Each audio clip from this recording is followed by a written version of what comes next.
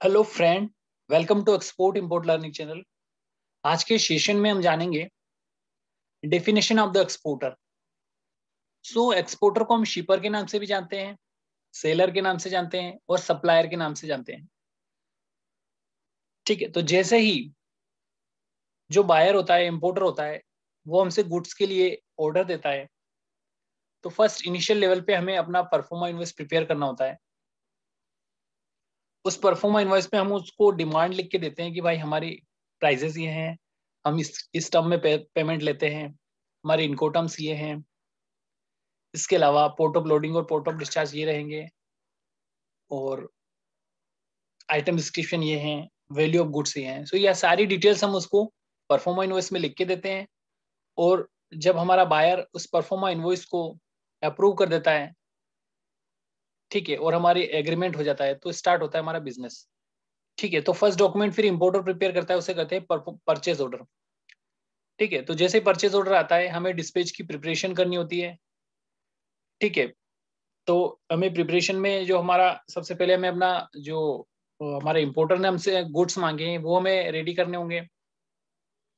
जब गुड्स हमारे रेडी हो जाते हैं, तो हम अपने सीएचए की हेल्प से गुड्स को डिस्पैच करते हैं, और जो कार्गो फाइनली हमारे इंपोर्टर तक पहुंचता है, और फिर एज पर पेमेंट टर्म्स हमारे पास पेमेंट भी आ जाती है।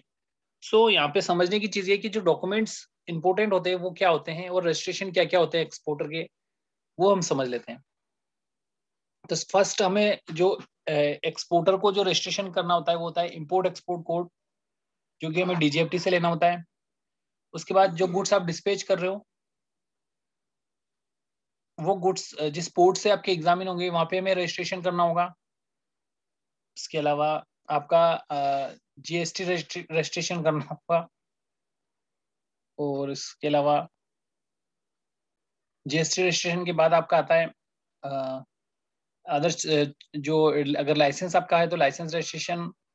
ठीक है, तो पहले तो हमें लाइसेंस इश्यू करवाना होता है डीजीएफटी से, उसके बाद उसका रजिस्ट्रेशन होता है जिस पोर्ट पे वो यूटिलाइज होगा।